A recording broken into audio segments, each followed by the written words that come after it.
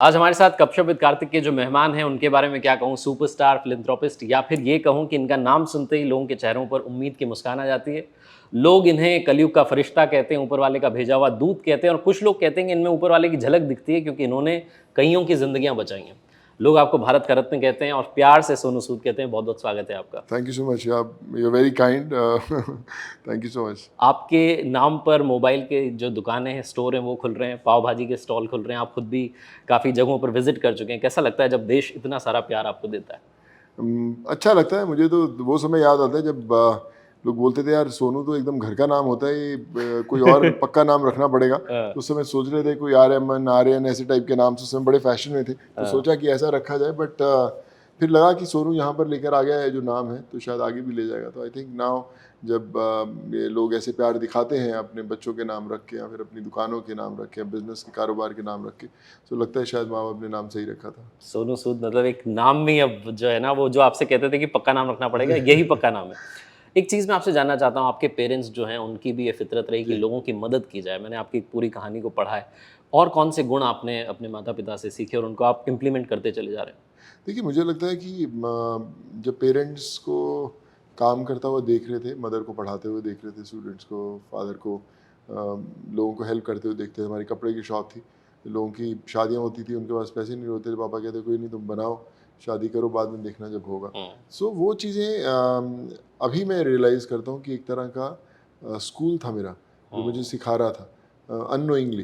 कोई ऐसा नहीं था, फादर ने बोला देखो मैंने इनकी हेल्प की तो आपको भी करना है, ऐसा नहीं उन्होंने कभी बोला। पर मुझे लगता है कि उस वातावरण में ही हम लोग पले बड़े हुए, तो इसलिए होता गया। मेरे जो ग्रैंडफादर ग्रेट ग्रैंडफादर थे, जितने हमारे पंजाब में स्कूल कॉलेजेस खुले हुए हैं, सब उन्हीं की ज़मीनें दी हुई हैं कि भैया स्कूल खोलना है चलो बना लो, कॉलेज खोलना है चलो बना लो।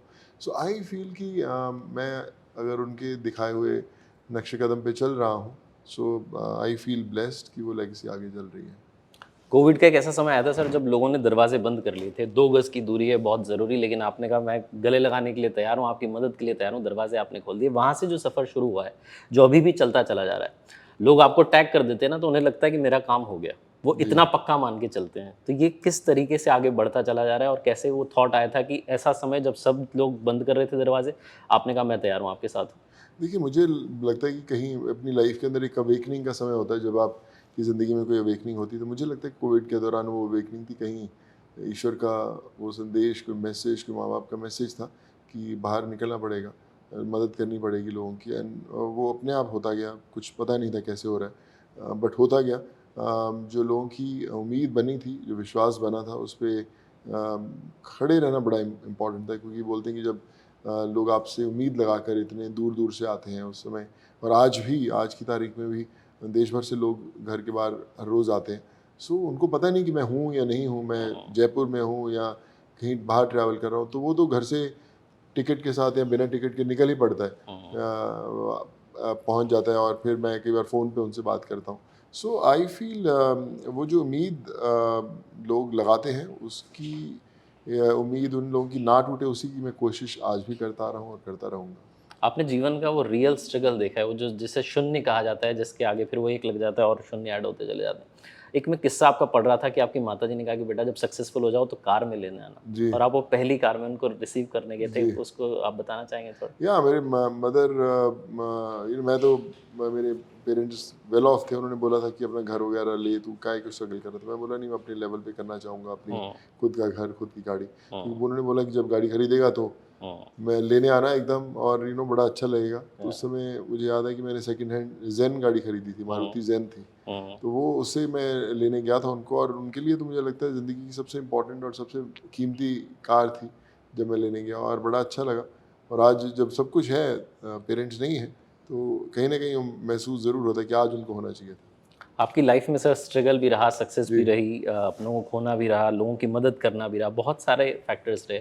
आप अपनी लाइफ को सम अप करते हुए क्या देखते हैं और क्या आपको सीख मिलती है जो आप लोगों को शेयर करते हैं अपनी लाइफ से? देखिए, मुझे लगता है कि खुद के लिए हम सब लोग मेहनत करते आए हैं, करते रहेंगे और कर भी रहे हैं। हुँ, बट जब हम दूसरों के लिए काम करना शुरू करते हैं, दूसरों की ज़िंदगी बदलने की कोशिश करते हैं, तब वो ज़िंदगी का जो सही मायने निकलते हैं। मैं हमेशा मैं जो भी मेरे साथ ज़िंदगी में अच्छा होता गया, जब मैं लोगों की मदद कर रहा था, सो मैंने एक लाइन लिखी थी, मुझे याद है, कि जो मैं आप सब लोगों से शेयर करता हूँ कि आप अपनी ज़िंदगी की कलम में दुआओं की स्याही डाल लीजिए, फिर देखिए आपका नाम पन्नों पर नहीं आसमान पर लिखा जाएगा। क्या बात है, क्या बात है! वाह! जी, ये तो तो किसी ने बड़े कमाल की बात कही कह दी आपने अपनी कहानियों की शुरुआत में कहता हूँ।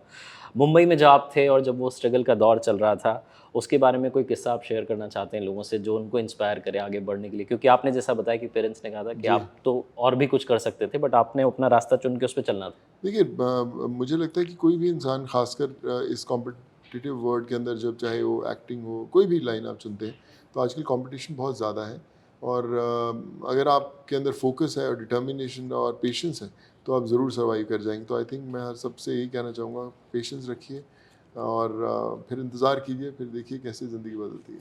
लोगों का थोड़ा-सा नाम हो जाता है तो बहुत जी। जो है एटीट्यूड वाली दुनिया में चले जाते हैं। आप आज भी उतने ही विनम्र हैं। इसके पीछे का लास्ट में जाते-जाते क्या सीक्रेट आप बताना चाहते हैं? पता नहीं, मुझे लगता है कि अगर समय की हवाओं ने आपको बदल दिया तो फिर आप इंसान कहाँ थे। सो मुझे हुँ, लगता है कि वो अपनी रियल सेल्फ कभी खोनी नहीं चाहिए। जब तक हुँ। आप अपने रियल सेल्फ से जुड़े रहेंगे तब तक आप खुद के लिए जीवित रहेंगे। और जिस दिन आपका छूट गया तो फिर तो आप चलते फिरते एक पुतले ही हैं जो घूम रहे हैं। क्या बात है! मैं कहता हूँ कि हर बार इतनी नहीं महका करते, शख्सियत भी महका जाती है। Thank you so much thank you so much my भाई। फ़िल्म से बात करने के लिए और हम लगातार कहते हैं चलो अच्छा सुनते हैं, सो अच्छा सुनाने के लिए। Thank you so much. Thank you so much भाई, गॉड ब्लेस यू।